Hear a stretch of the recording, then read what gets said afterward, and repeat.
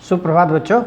आज 7वीं कक्षा में जो पिछले दिन एक पाठ चल रहा था अपूर्व अनुभव, उसी को आज हम आगे बढ़ाने का प्रयास करेंगे। अब तक इसमें आपने देखा कि तोत्तो चान और यासुकी चान दोनों सहपाठी थे। यासुकी चान विकलांग था, दिव्यांग था। उसे बचपन से ही पोलियो की बीमारी थी। वह किसी पेड़ पर चढ़ने में सक्षम नहीं था। तोत्तो चान ने उसे अपने पेड़ पर चढ़ने के लिए आमंत्रित किया था। यह एक सहयोग की भावना तोत्तो चान में थी, जो सभी बच्चों में स्वाभाविक रूप से हुआ करती है। और इस नेक कार्य के निश्चय के बाद उसने अपनी यह बात किसी को नहीं बताई थी, माँ को भी नहीं बताई थी, लेकिन रॉकी को जाते समय उसने ये कह दिया था कि मैं यासुकी चान को अपने पेड़ पर चढ़ने देने वाली हूँ। पृष्ठ संख्या 76 पर निकालिए अंतिम दूसरा अनुच्छेद। तब तोत्तो चान स्कूल पहुँची तो रेल पास उसके गले के आसपास हवा में उड़ रहा था। यासुकी चान उसे मैदान में क्यारियों के पास मिला। गर्मी की छुट्टियों के कारण सब सूना पड़ा था। यासुकी चान उससे कुल जमा 1 ही वर्ष बड़ा था, पर तोत्तो चान को वह अपने से बहुत बड़ा लगता था। दोनों की उम्र में अंतर सिर्फ 1 वर्ष, लेकिन तोत्तो चान को लगता था कि वह उम्र में उससे कुछ ज़्यादा बड़ा है। जैसे ही यासुकी चान ने तोत्तो चान को देखा, वह पैर घसीटता हुआ उसकी ओर बढ़ा। उसके हाथ अपनी चाल को स्थिर करने के लिए दोनों ओर फैले हुए थे। तोत्तो चान उत्तेजित थी। वे दोनों आज कुछ ऐसा करने वाले थे जिसका भेद किसी को भी पता न था। वह उल्लास में ठिठियाकर हंसने लगी। यासुकी चान भी हंसने लगा। दोनों एक गुप्त मिशन पर चल निकले। एक सहायता करने वाली थी और दूसरा सहायता प्राप्त करके पेड़ पर चढ़ने का एक आनंद प्राप्त करने वाला था। तोत्तो चान यासुकी चान को अपने पेड़ की ओर ले गई और उसके बाद वह तुरंत चौकीदार के छप्पर की ओर भागी, जैसा उसने रात को ही तय कर लिया था। वहाँ से वह एक सीढ़ी घसीटती हुई लाई। उसे तने के सहारे ऐसे लगाया जिससे वह द्विशाखा तक पहुँच जाए। वह कुर्सी से ऊपर चढ़ी और सीढ़ी के किनारे को पकड़ लिया। तब उसने पुकारा, ठीक है, अब ऊपर चढ़ने की कोशिश करो। एक सीढ़ी का भी जुगाड़ कर लिया, एक कुर्सी का जुगाड़ कर लिया और कुर्सी के सहारे वह तोत्तो चान चढ़ गई और उसे सीढ़ी पर चढ़ने के लिए प्रेरित करने लगी।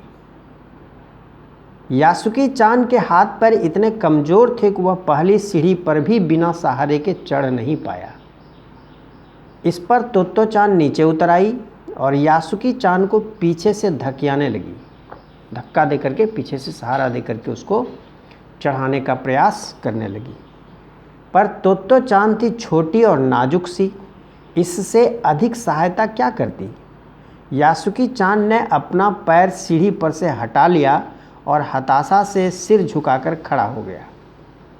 पैर इतने कमज़ोर थे कि वह पहली सीढ़ी पर भी चढ़ नहीं पाया और जिसके चलते उसे निराशा हुई। निराश होकर के, हताश होकर के वह खड़ा हो गया सिर झुकाकर। तोत्तो चान को पहली बार लगा कि काम उतना आसान नहीं है जितना वह सोचे बैठी थी। अब क्या करे वह। तोत्तो चान को इस पुनीत कार्य में इतनी चुनौती आएगी, इसका आभास नहीं था। अब उसे वास्तव में यह महसूस होने लगा कि यह काम वाकई बहुत कठिन है। यासुकी चान उसके पेड़ पर चढ़े, यह उसकी हार्दिक इच्छा थी। यासुकी चान के मन में भी उत्साह था। वह उसके सामने गई।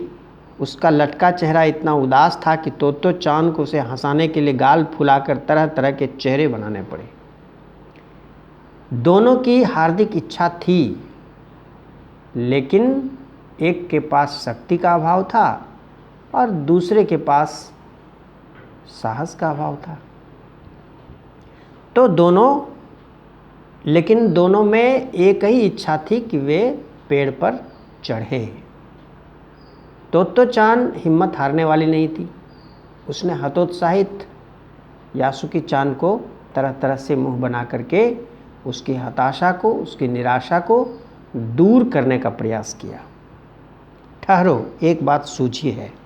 वह फिर चौकीदार के छप्पर की ओर दौड़ी और हर एक चीज़ उलट पुलट कर देखने लगी। आखिर उसे एक तिपाई सीढ़ी मिली जिसे थामे रहना भी जरूरी नहीं था। सीढ़ी जो ये 2 पैर वाली थी और एक 3 पैर वाली सीढ़ी मिल गई तिपाई।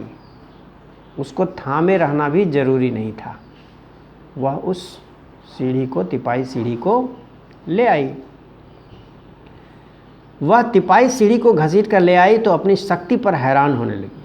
वो सीढ़ी भारी थी, लेकिन फिर भी वो इच्छा शक्ति प्रबल थी, तो वो जैसे तैसे उसको घसीट करके ले आई और लाने के बाद उसे खुद अपनी शक्ति पर हैरानी होने लगी। तिपाई की ऊपरी सीढ़ी द्विशाखा तक पहुंच रही थी। वह थोड़ी ऊंचाई भी ज़्यादा थी उसकी। वह सीढ़ी जो है, तिपाई की सीढ़ी, वो द्विशाखा तक, जहाँ से 2 शाखाएं निकलती थी, वहाँ तक वो पहुँच रही थी। देखो, अब डरना मत, उसने बड़ी बहन किसी आवाज़ में कहा। यह डगमगाएगी नहीं। और उसने यासुकी चान को फिर समझाया कि देखो, अब डरने की आवश्यकता नहीं है।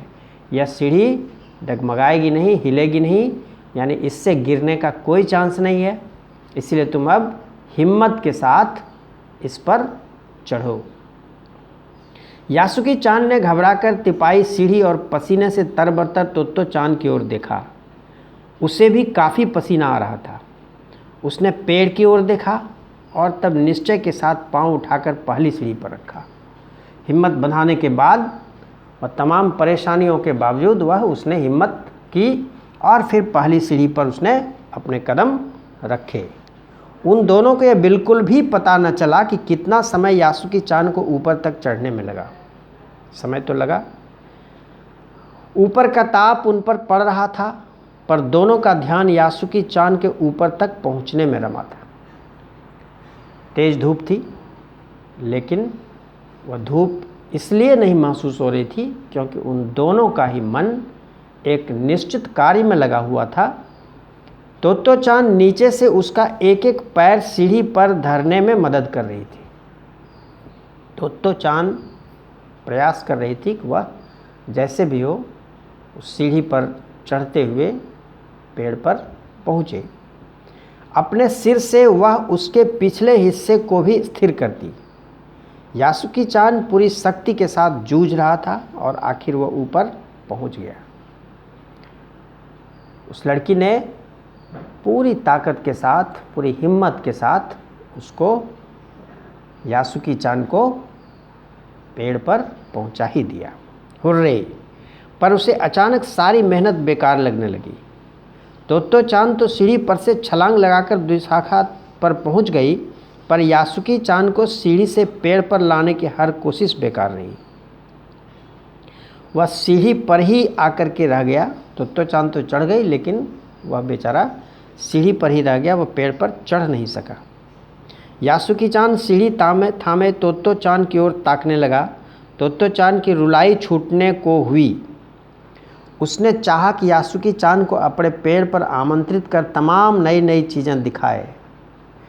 वो सीढ़ी तक पहुंचा, लेकिन वहां से फिर पेड़ पर वो चढ़ नहीं पा रहा था, जबकि तोतो चान की हार्दिक इच्छा थी कि वह पेड़ पर चढ़े और वह उसे पेड़ पर से तरह तरह की चीज़ें दिखाए। पर वह रोई नहीं। उसे डर था कि उसके रोने पर यासुकी चान भी रो पड़ेगा। चूँकि वह मदद करने के लिए आई थी, इसलिए वह हिम्मत नहीं हारी। उसने हिम्मत नहीं हारी और वह हिम्मत के साथ डटी रही अपने इस मिशन में। उसने यासुकी चान का पोलियो से पिचकी और अकड़ी उंगलियों वाला हाथ अपने हाथ में थाम लिया। उसके खुद के हाथ से वह बड़ा था, उंगलियां भी लंबी थीं। देर तक तोत्तो चान उसका हाथ थामे रही, तब बोली, तुम लेट जाओ, मैं तुम्हें पेड़ पर खींचने की कोशिश करती हूँ। उस समय द्विशाखा पर खड़ी तोत्तो चान द्वारा यासुकी चान को पेड़ की ओर खींचते अगर कोई बड़ा देखता तो वह जरूर डर के मारे चीख उठता। उसे वे सच में जोखिम उठाते ही दिखाई देते। पर यासुकी चान को तोत्तो चान पर पूरा भरोसा था और वह खुद भी यासुकी चान के लिए भारी खतरा उठा रही थी। अपने नन्हे नन्हे हाथों से वह पूरी ताकत से यासुकी चान को खींचने लगी। बादल का एक बड़ा टुकड़ा बीच बीच में छाया करके उन्हें कड़कती धूप से बचा रहा था। वह अपनी शक्ति के प्रयोग का एक बहुत ही महत्वपूर्ण अवसर था, जिसमें हिम्मत की, जिसमें उसकी ताकत की परीक्षा हो रही थी और वह अपनी इस परीक्षा में डटी रही। तभी प्रकृति ने भी उसे मदद की। किस रूप में? धूप तेज थी, लेकिन बीच बीच में बादलों का टुकड़ा आकर के उनके ऊपर पड़ रही धूप को रोकने लगा। कहते हैं ना, जो व्यक्ति धुन का पक्का होता है, प्रकृति भी उसकी मदद करती है। God helps those who help themselves. तो ये दोनों धुन के पक्के थे, इसलिए प्रकृति भी अपनी ओर से सहायता करने के लिए जुट गई। काफ़ी मेहनत के बाद दोनों आमने सामने पेड़ की दुशाखा पर थे। पसीने से तरबतर अपने बालों को चेहरे पर से हटाते हुए तोत्तो चान ने सम्मान से झुककर कहा, मेरे पेड़ पर तुम्हारा स्वागत है। वह अपने मिशन में सफल हो चुकी थी। यासुकी चान डाल के सहारे खड़ा था। कुछ झिझकता हुआ वह मुस्कुराया। तब उसने पूछा, क्या मैं अंदर आ सकता हूँ? देखो, इतने प्रयास के बाद वो पहुँचा, फिर भी जो अनुशासन का जो तकाजा है वो उसको भूला नहीं था। वह उसने पूछा, क्या मैं अंदर आ सकता हूँ? उस दिन यासुकी चान ने दुनिया की एक नई झलक देखी, जिससे उसने पहले कभी न देखा था। तो ऐसा होता है पेड़ पर चढ़ना, यासुकी चान ने खुश होते हुए कहा। वे बड़ी देर तक पेड़ पर बैठे बैठे इधर उधर की गप्पें लड़ाते रहे। मेरी बहन अमेरिका में है, उसने बताया है कि वहाँ एक चीज़ होती है, टेलीविज़न। यासुकी चान उमंग से भरा बता रहा था। वह कहती है कि जब वह जापान में आएगा तो हम घर बैठे बैठे ही सुमो कुश्ती देख सकेंगे। वह कहती है कि टेलीविज़न एक डिब्बे जैसा होता है। बहुत पुरानी बात है, जब टेलीविज़न एक बहुत नई चीज़ हुआ करती थी। आज तो टेलीविज़न पूरी दुनिया में घर घर है। तोत्तो चान उस समय यह तो न समझ पाई कि यासुकी चान के लिए जो कहीं भी दूर तक चल सकता था, घर बैठे चीज़ों को देख लेने के क्या अर्थ होंगे। वह तो यही सोचती रही कि सुमो पहलवान घर में रखे किसी डिब्बे में कैसे समा जाएंगे। उनका आकार तो बड़ा होता है। पर बात उसे बड़ी लुभावनी लगी। उन दिनों टेलीविज़न के बारे में कोई नहीं जानता था। पहले पल यासुकी चान ने ही तोत्तो चान को उसके बारे में बताया था।